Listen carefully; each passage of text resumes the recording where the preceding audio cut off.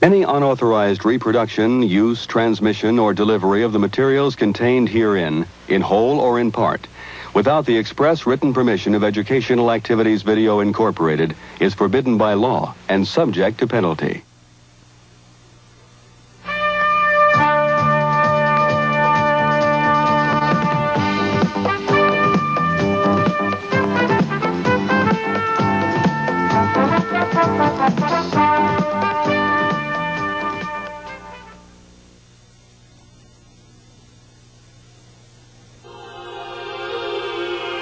Ever go stargazing? In space, our home planet is just one of countless heavenly bodies, among many stars and galaxies in a boundless universe stretching across billions of light years. While here on Earth, we have another universe. This one formed by the countless particles that make up matter. This micro-universe, existing in the things all around us, is being constantly explored by chemists. Atomic theory and the periodic table.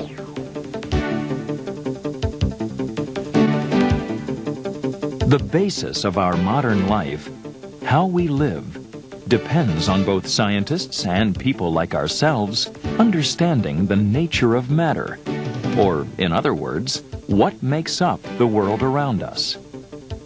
Indeed, in our daily life, the great benefits and advances in food, clothing, medicine, communications, and building structures depend on our understanding of chemistry.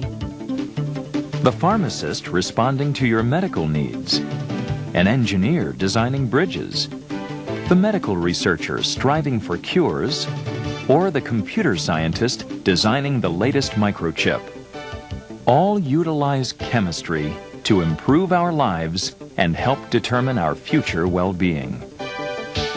For all these people, chemistry is the critical underlying science that links all branches of science. In this program, we'll begin by taking a look at atoms, the particles that serve as the building blocks of matter. Next, we'll discuss one of scientists' most important tools, the periodic table, which provides a kind of blueprint for the changing world around us. And we'll review the main groups or families of elements that make up that table. First then, let's discuss atoms, the particles that chemists call the building blocks of matter. Matter, as you'll recall, makes up the many things around us, such as the clothes you wear, the food you eat, the chair you sit on, and the desk you use. In short, matter is anything that occupies space and has mass, and exists in four basic states: solid, liquid, gas, and plasma.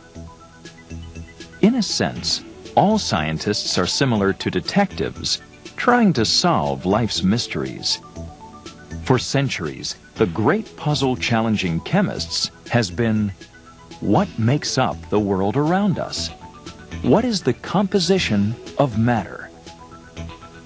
Indeed, it has taken chemists more than 2,000 years to unlock the secrets of the micro-universe that exists all around us, so that they can understand the small particles that comprise matter. The search started some 2,400 years ago with the Greek philosopher Democritus. A thinker well beyond his time, Democritus proposed a theory that all matter is composed of small particles he called atomus. But it wasn't until 1808 that English chemist John Dalton further developed the idea of Democritus into what is now the atomic theory. In fact, the atomic theory has become the foundation for modern chemistry and science, so that today, scientists consider atoms the building blocks of matter. Atoms, of course, are very small. So small that the thickness of one thread from your shirt or sweater contains hundreds of thousands of atoms. Each atom has a center called a nucleus. Compared to the entire atom, the nucleus is very small. How small? Well, chemists suggest that to imagine the size of a tiny nucleus in an atom, we think of a marble in a large football stadium, like the one we see here. In turn, an atom's very tiny nucleus contains two major particles, a proton and a neutron. Protons are positively charged particles located in the nucleus, while neutrons are electrically neutral. All protons are identical, and all neutrons are identical. Surrounding the nucleus in an atom is mostly empty space. But here, moving around the nucleus, we find negatively charged particles, named electrons.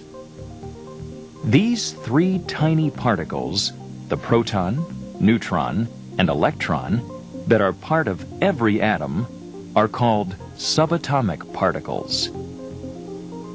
A proton and neutron have about the same mass, both very small. But an electron is still far smaller. Scientists tell us that the mass of an electron is only 1/2000th of a proton or neutron. But chemists say that despite this difference in mass, the positive electrical charge of a proton is equal to the negative charge of an electron. In the early 20th century, scientists continued to forge ahead in their exploration of the micro-universe of matter. Striving to understand the particles that make up matter, the Danish physicist Niels Bohr developed a planetary model of the atom in 1913.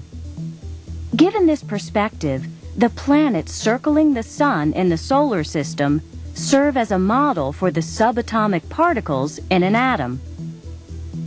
So in every atom, we have protons and neutrons in the nucleus, and electrons moving around the nucleus.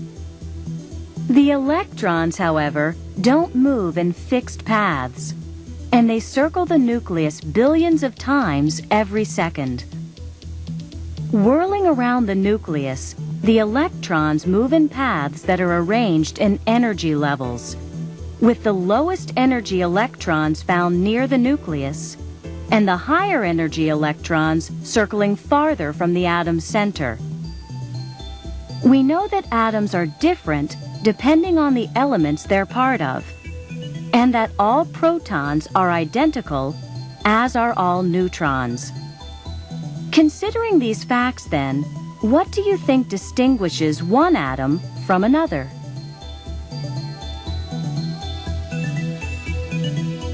The distinguishing factor lies in the particles in a nucleus, or more specifically, in the number of protons that exist in the nucleus. For instance, take the atom of carbon, which has 6 protons in its nucleus. A dark solid, carbon makes up most of the burned wood we see here. While on the other hand, nitrogen, with 7 protons, has just 1 more proton than carbon.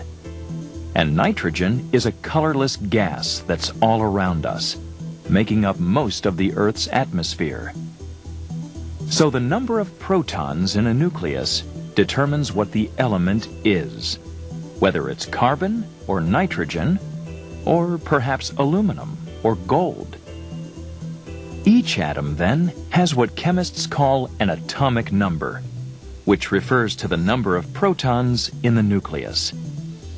The concept of an atomic number was first developed in the early 20th century by a British chemist, Henry Moseley, who used X-rays to differentiate the nucleus of different elements.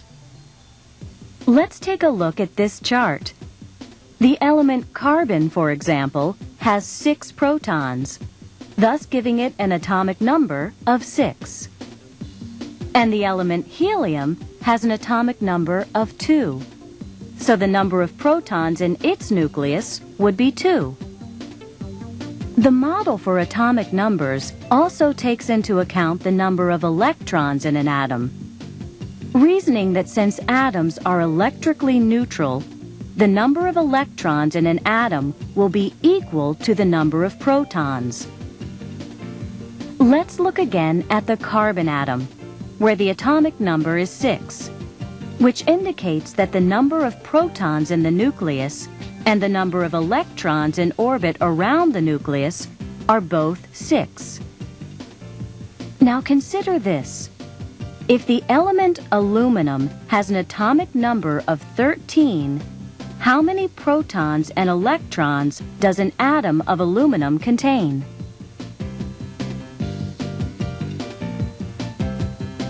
Remember, because an atom of aluminum is electrically neutral, it must contain exactly the same number of electrons as protons. That is, 13 electrons and 13 protons. Since atoms contain protons, neutrons, and electrons, it is logical that atoms must have mass. Indeed, the mass is very small, but chemists have developed the technology to measure the mass with great accuracy.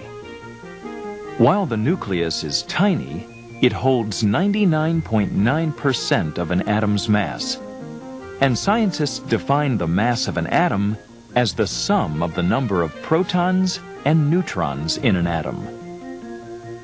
In this figuring, electrons are not considered because it would take thousands of electrons to equal the mass of one proton or neutron. So in other words, the mass of an atom equals the number of particles in the nucleus of that atom. Let's look at the carbon atom again. The letter C is the symbol for carbon, whose nucleus contains 6 protons, giving carbon the atomic number of 6, with 6 neutrons also in the nucleus. Since the mass of an atom is equal to the sum of protons and neutrons in the nucleus, the atomic mass of carbon is 12. Now let's consider the element sodium, which has the chemical symbol or shorthand Na. How many protons appear here in the nucleus? And how many neutrons are evident in the nucleus? Now, based on this information, what is the atomic number and mass of this element?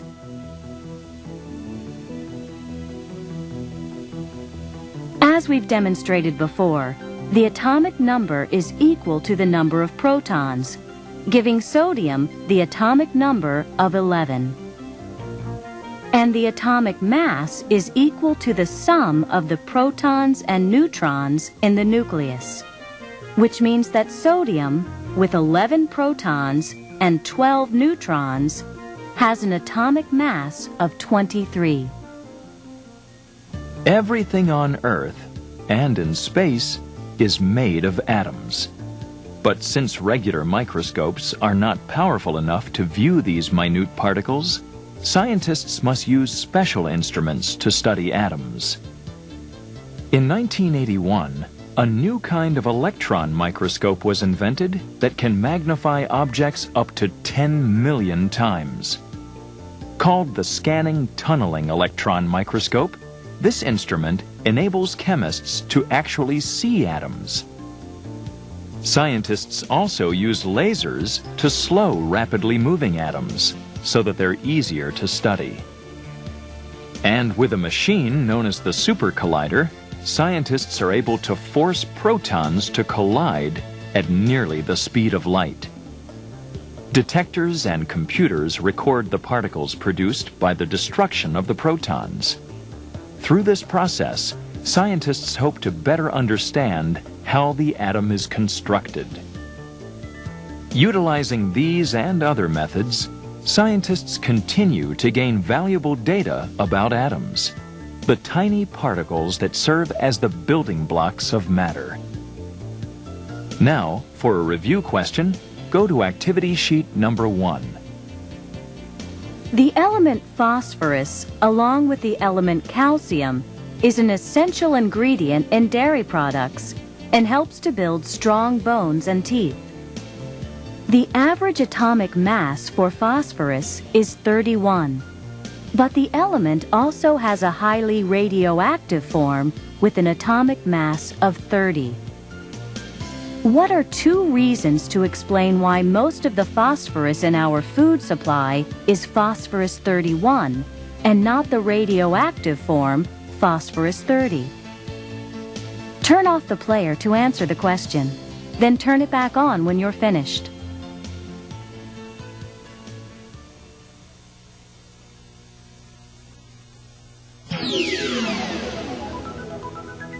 Here's the correct answer for the exercise you've just completed. Since the most naturally occurring atom of phosphorus is phosphorus 31, this form of the element would be most likely found in nature and in your food. Remember, phosphorus is a nutrient that living organisms use along with calcium to build strong teeth and bones. In fact, living organisms could not survive if the element's radioactive form, phosphorus 30, were in our food supply. We have now reached the end of part 1 of the program. You may turn off the player or continue the program if you wish.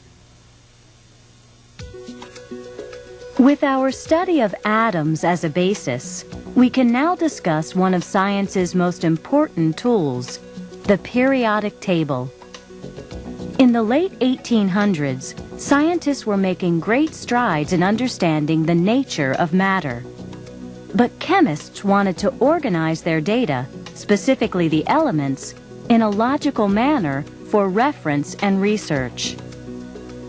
A brilliant Russian chemist, Dmitry Mendeleev, arranged the atoms of all elements in the order of increasing mass. He had observed that certain atoms had a pattern of properties that was very similar, and that this pattern repeated itself periodically. The Russian chemist called the listing a periodic table. But there were gaps and inconsistencies in this 19th century table, and it took some 50 years before the British scientist Henry Moseley clarified the listing. After Moseley determined the atomic number of elements, chemists reorganized the periodic table so that elements, instead of being arranged according to atomic mass, are listed in order of increasing atomic number. To refresh your memory, once again, what is an atomic number?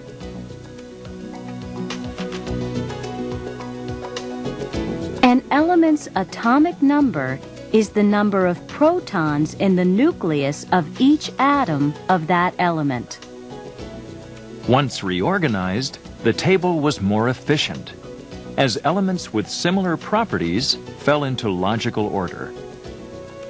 The modern periodic table looks like this, and is based on the periodic law, which states that properties of elements are the periodic functions of their atomic numbers.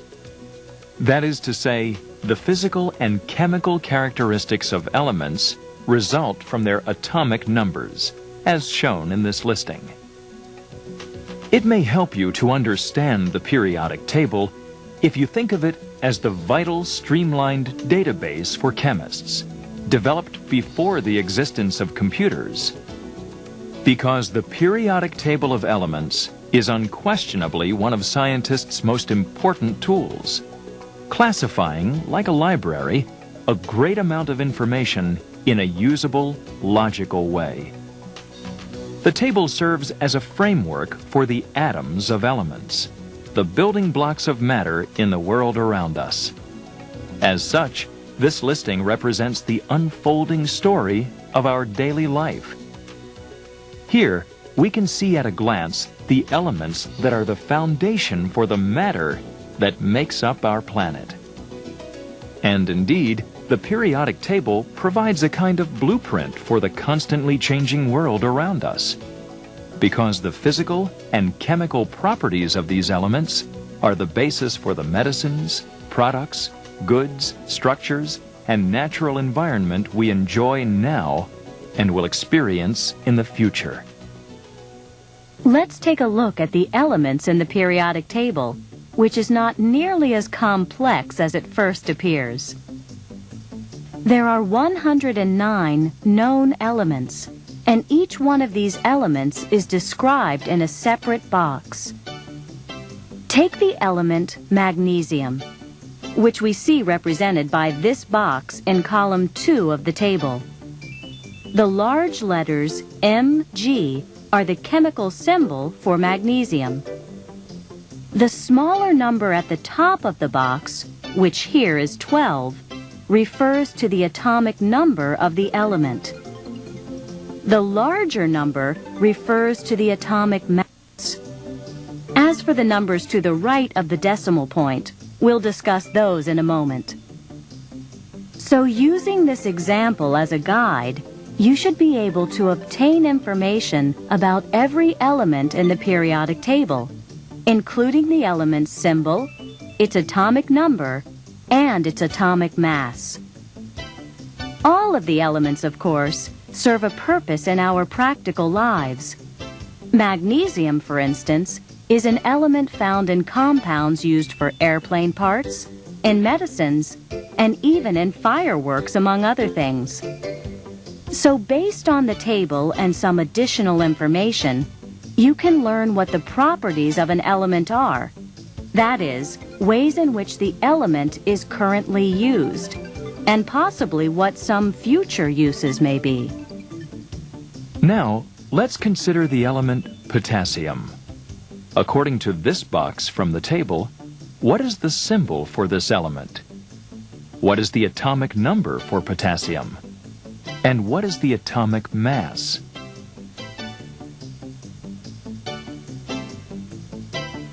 According to the table, the symbol for potassium is K.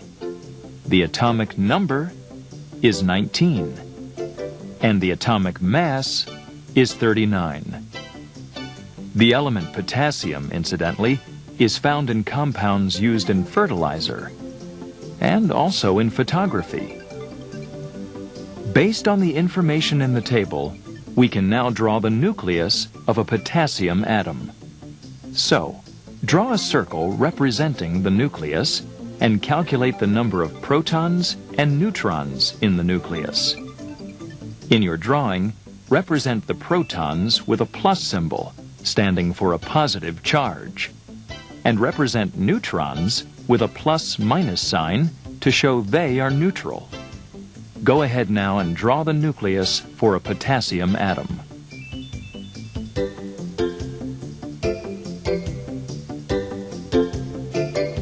Your nucleus should look like this, with 19 protons and 20 neutrons. Can you infer, that is, figure out, how many electrons this atom has?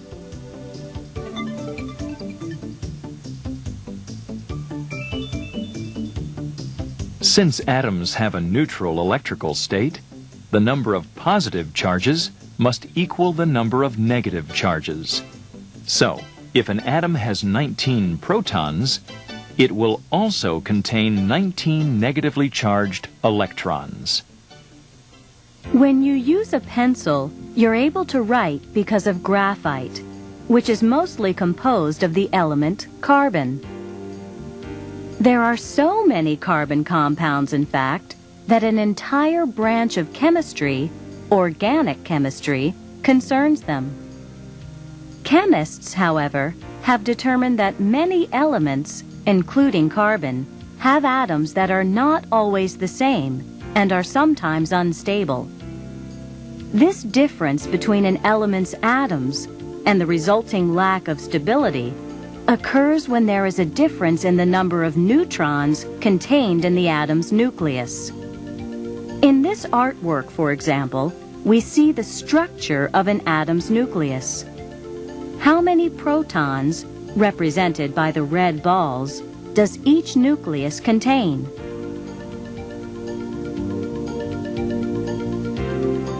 As you can see here, there are 6 protons in each nucleus. because 6 is the atomic number of carbon. But now, look at each nucleus again. How many neutrons do you see?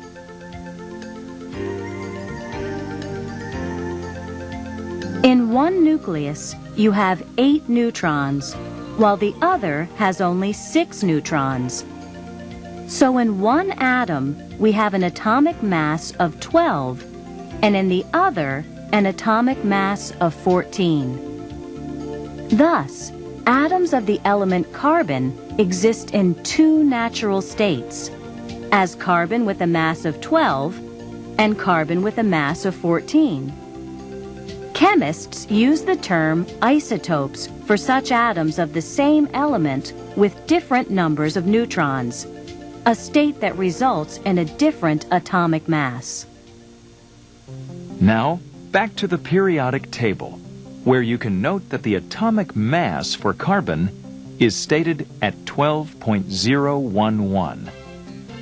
Now that you understand about isotopes, can you explain why the atomic mass for carbon is written not as 12 or 14, but as 12.011?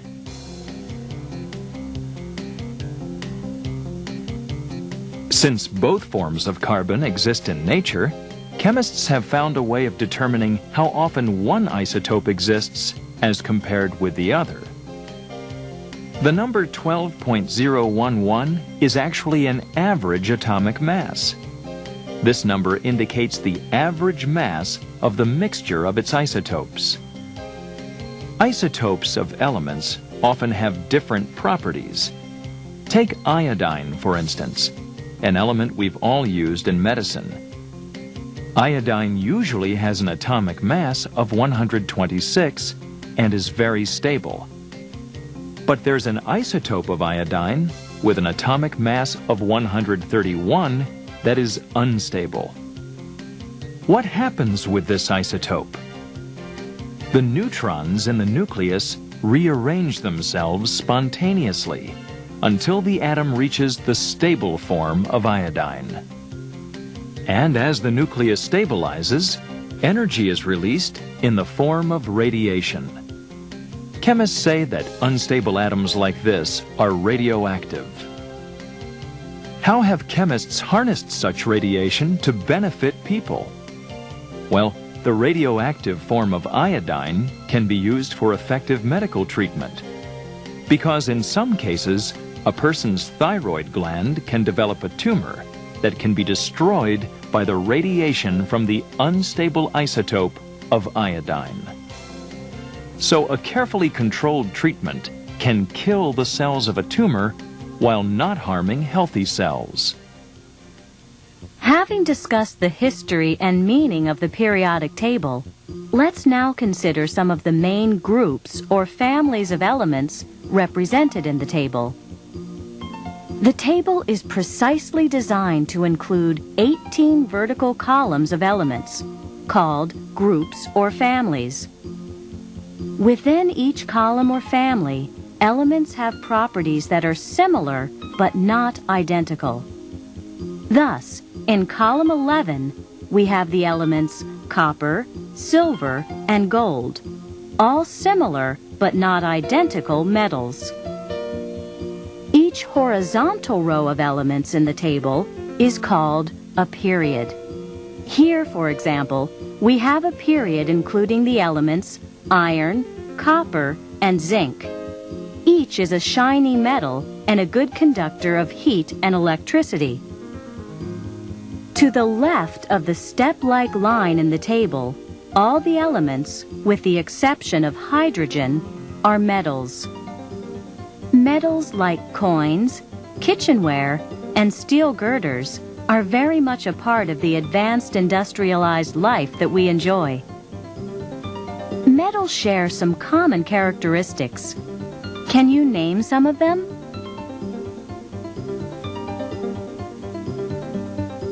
Most metals are shiny, like this gold, solids at room temperatures, and good conductors of heat and electricity, like this copper tubing. To the right of the step-like line in the periodic table, we have nonmetals, such as the oxygen we need to breathe, carbon, and iodine. Think for a moment. What are some of the characteristics shared by nonmetal elements?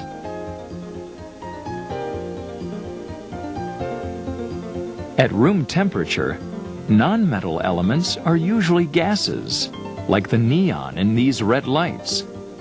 Or some elements, like sulfur or carbon, are brittle solids and do not conduct heat or electricity well.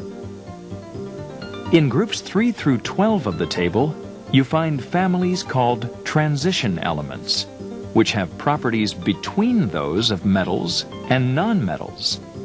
Such is the case with silicon, which is classified as a semiconductor or semi-metal. Silicon and other semiconductors play a vital role in computer technology. Finally, the periodic table contains a certain number of synthetic elements with an atomic mass greater than 92. Such synthetic elements are man-made and do not exist in nature. Let's review for a moment now what we've covered in this program. First, we studied atoms, which chemists call the building blocks of matter. Next, we discussed the periodic table, chemistry's unique blueprint for the world around us. And finally, we looked at the groups or families of elements that are precisely classified in this remarkable table. Indeed, learning about this table heightens our awareness that our world is made of matter comprised of the atoms of elements, and that in various ways each of the elements in the periodic table is part of our lives. To review the material we've covered, here's a final question for you to answer. Your teacher will discuss the answer with you after the program. Turn to activity sheet number 2, and we'll take a look at the question now.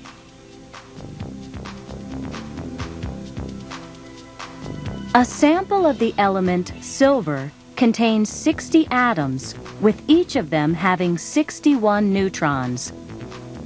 In the same sample, there are another 40 atoms, with each containing 62 neutrons. How would you determine the sample's average atomic mass? Go ahead now and complete the program. Later, you can discuss the answer with your teacher.